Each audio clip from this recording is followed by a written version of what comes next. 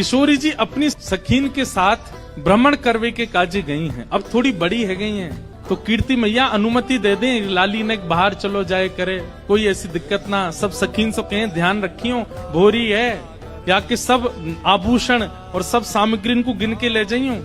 किशोरी जी आज यमुना तट देखने की जिद करती हैं और सब सखीन के साथ यमुना तट गई हैं। यमुना जी की अविरल धारा देख करके किशोरी जी तो वहीं बैठ गई और सब सखीन से बोली, आज यहीं कछु पामेंगी, यहीं कछु भोजन करेंगी, जाओ वन में से कछु फल ले आओ, वन में से कछु पुष्प ले आओ, एक दूसरे को श्रृंगार करेंगी और यहीं फल को सेवन करेंगी। तो एक एक करके सब सखियां चली गई हैं और सब ढूंढ रही हैं, कहीं से फल तोड़ के, कहीं से पुष्प आदि तोड़ करके चयन करके लाने के लिए सब सखियां चली गई। इतने में ही यमुना जी के उस पार नंद भवन है और नंद भवन से श्री ठाकुर जी खेलने के लिए आ रहे हैं यमुना तट पर। ठाकुर जी पहुंच गए। जैसे यमुना जी के तट पर पहुंचे, देखा बड़े बड़े नेत्र और माथे पे सुंदर रोरी को बिंदा लगाए करके, नील वसन पहन करके छोटी सी किशोरी जी बैठी हैं। ठाकुर जी बहुत देर तक तो मानो जैसे छिप करके आड़ में थी देखने लगे। सूर श्याम देखत ही रीझे। ठाकुर जी देखते ही किशोरी जी के मुखमंडल में ऐसे आसक्त हुए कि सब भूल गए। चक डोरी हाथ में लिए खड़े भये, गिर गई नीचे। और जो भी ठाकुर जी बड़े अदा में निकले ना, बड़े सज धज के निकले, बहुत स्वरूप साज सज्जा सब धारण करके निकले, बड़े कॉन्शियस रहे अपने स्वरूप के प्रति। लेकिन किशोरी जी को देख करके सब भूल भाल गए। ठाकुर जी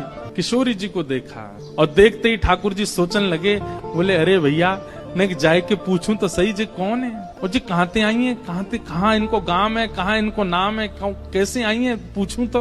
वहां सामने छोटी सी किशोरी जी बैठी है, यहाँ ठाकुर जी पीत वस्त्र पहन करके आए। किशोरी जी अपलक नेत्रों से यमुना जी को देख रही हैं। ठाकुर जी आए, थोड़ी आगे आकर के ऐसी अदा करने लगे कि किशोरी जी की नेक दृष्टि पड़े। कछु गान लगे, कछु करन लगे, कछु ऐसे इशारे करने लगे कि किशोरी जी की नेक दृष्टि पड़े लाला पे।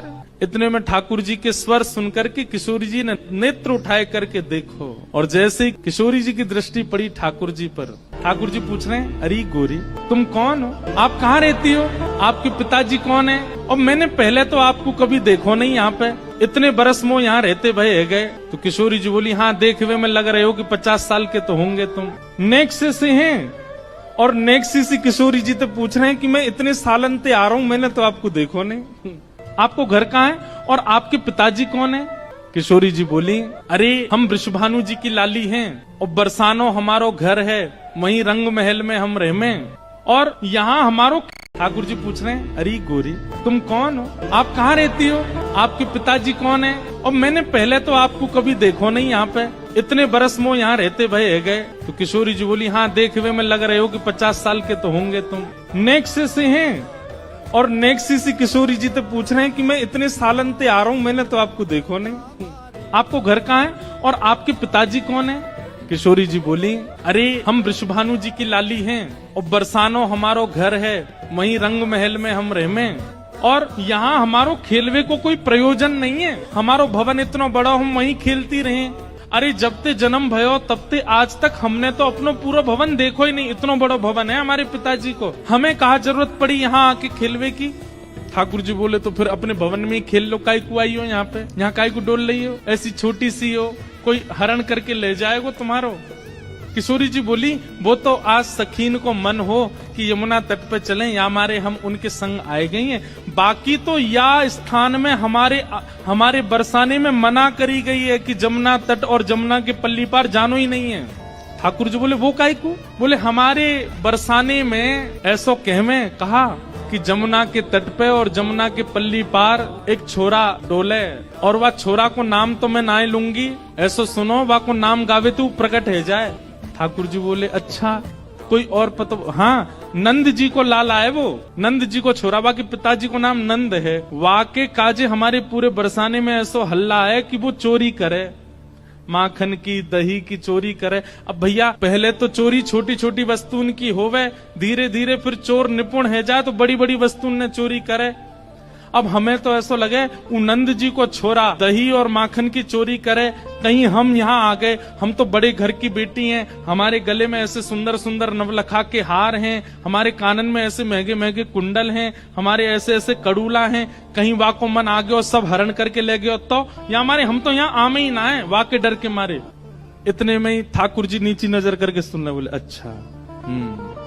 किशोरी जी बोली अच्छा तुमने देखो वो नंद जी को छोरा, तुम जानो भाई?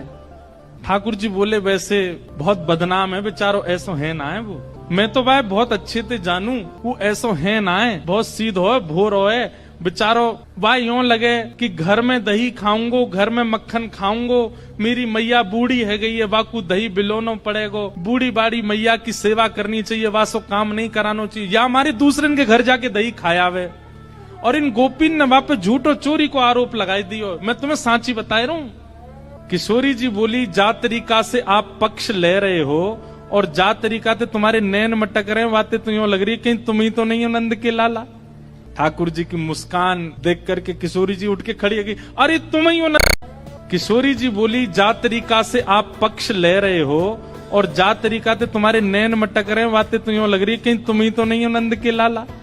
ठाकुर जी की मुस्कान देख करके किशोरी जी उठ के खड़ी है कि अरे तुम ही हो नंद के लाला, मैं अभी भाग रही हूँ, रुको। अरे अरे ललिता, अरे विशाखा कहाँ को चली गई? अरे देख वही चोर आए गए और जाके हम सब चर्चा कर रहे। ठाकुर जी दौड़ करके गए, सामने जाके बैठ गए हाथ जोड़ करके, और कहा कह रहे हैं तुम्हारो कछु चुरायो हमने? किशोरी जी बोली अभी तक तो नहीं चुरायो, आगे की पता नहीं है। ठाकुर जी बोले ये सब बात बना में, और तुमको देखो बातन में आए के विश्वास नहीं करना चाहिए, नेक मुझे समय दो। और समय कैसे दो? नेक देर मेरे संग खेलवे चलो, मैं तुम्हें खिला के लाऊंगा और तुम मेरे संग खेल के आई हो और शाम तक देखियो, अगर तुम्हारो कुछ चोरी है जाए तो भैया तुम बड़े बाप की छोरी हो, तुम्हारे घर में कोई कमी तो होएगी ना। अगर मैं एक आध नग चुरा भी लूंगा तो तुम्हारे यहाँ तो बहुत सारो है, और यदि चोरी नहीं करूं तो फिर मुंह को अपनो सखा बनाए लियो, फिर हम दोनों रोज खेला करेंगे।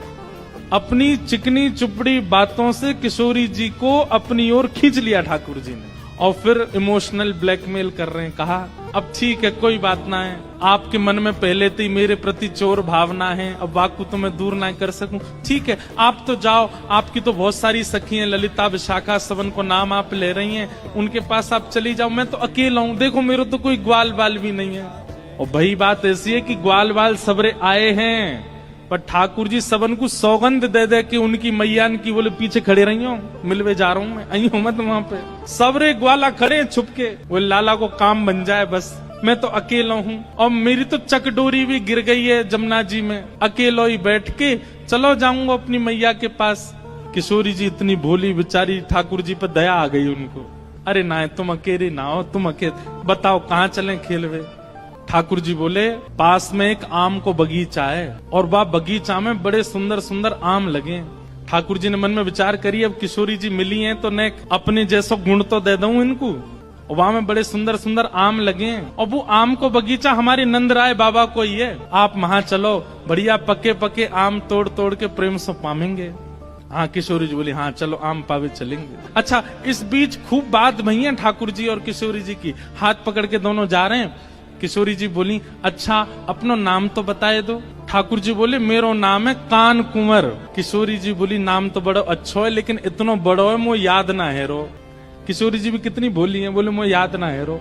ठाकुर जी बोले अरे या में कौन सी बड़ी बात, देखो या को स्पर्श करो, जे कहा है, बोले कान, बोले बस या कान को स्पर्श कर दी तुम्हें कान याद आ जाएगा। ठाकुर जी ने अपना पूरा पता बता दिया, कान ते मेरा नाम याद आ जाएगा, करोगे सीधे जाओगे वहाँ पे गोकुल आ जाएगा, वहाँ सबसे बड़ी हवेली जो है वो हमारी है। ठाकुर जी ने अपना बड़े पता बता है, तुम बहुत देर से बता रही बड़े तुम्हारो महल है, ऐसो आंगन है, ऐसो सब है, सब बात है रही है। और किशोरी जी को हाथ पकड़ करके ले गए बगीचा में, एक आम को वृक्ष। ठाकुर जी ऊपर चढ़वे में निपुण कम है और होंगे भी तो किशोरी जी के सामने आज दिखा रहे हैं, मुंह पे चढ़वो ना आवे ऊपर। 2-3 बार चढ़े फिर फिसल गए। किशोरी जी बोली अरे तुम पे तो चढ़वो ना आवे, देखो मैं चढ़ के बताऊं। किशोरी जी बोले हाँ आप चढ़ जाओ। किशोरी जी ऊपर चढ़ गई। ठाकुर जी बोले प्रथम मिलन हुआ है, पहले मिलन में अपनी छाप नहीं छोड़ी तो हम काय बात के कन्हैया, अब आ जाओ ऊपर। ठाकुर जी बोले अरे श्यामाजू अगर मैं ऊपर आ जाऊंगा और फिर आम तोड़ेंगे तो नीचे पकड़ेगा कौन, और हम आम तोड़ेंगे नीचे गिर के सब फट जाएंगे तो पामेंगे कैसे। किशोरी जी बोली हाँ बात तो सही है, तो कहा करें? ठाकुर जी बोले मैंने अपनी पीताम्बरी खोल ली, आप ऊपर ते आम घेरो। किशोरी जी बोली हाँ ये अच्छा। नीचे ठाकुर जी खड़े हैं, किशोरी जी आम तोड़ रही हैं, खूब सारे आम तोड़ लिए, ये बारो निकारो वो बारो निकारो। ठाकुर जी नीचे तो ही बता रहे हैं, किशोरी जी ढूंढ ढूंढ के आम दे रही है नीचे। इतने में ललिता विशाखा ढूंढ रही हैं हमारी किशोरी जी कहाँ चली गई, और ढूंढते ढूंढते ढूंढते उनको दूर वृक्ष पर नील पोशाक धारण करी भाई किशोरी जी दिख गई कि ऊपर चढ़ी हुई हैं वहां पे। यहाँ ते ललिता विशाखा दौड़ी, ठाकुर जी को पता चल गई कि ललिता विशाखा आ रही ऊपर ते। किशोरी जी बोली ये सब मेरी सखियां सबरी आ रही हैं, अभी इनको भी आम खमामेंगे। ठाकुर जी बोले ये 8 और ये 9 और मैं 10वां, और आम उतर के आए 5। या को मतलब पहले तो यही पामेंगी और बाकी इनकी सबरी चतुर सखी ये सबरी पा जाएंगी, मुंह को कहा मिलेगो। सो ठाकुर जी ने कहा कियो हे श्यामाजू जे आम ने गंदे से है गए, मैं इनको जमुना जी में धोके ला रहा हूँ भाई। किशोरी जी बोले हाँ हाँ चले जाओ। ठाकुर जी आम लेके गए और बगीचा संभालवे वालो जो माली हतो का हो वहां से जाके बोले अरे तू पूरे दिन सो तो रे, बाबा ने यहाँ बगीचा में तू को रखवाली करवे को रखो है। अरे नाय लाला ऐसी बात ना, तेरी बाबा तो जाके शिकायत करूंगा। नाय कछु मत कहियो, देख 9 चोरनी आई है हमारे बगीचा में और सबरी आम चुरा चुरा के ले जा रही, मैं छीन के लाया हूं उनते। 8 तो नीचे उतरी आई है, कभी ऊपर चढ़ी हुई है, जा देख ले उन्हें। इतने में ही महाराज बगीचा को मालिक आयो, आकर के जैसे ही माने जो दूर ते चिल्लाना शुरू, अरे चोर आ गए चोर आ गए। इतने में ललिता विशाखा आई, जल्दी से किशोरी जी को नहीं। किशोरी जी बोली अरे वो कान कुंवर आए रहे हो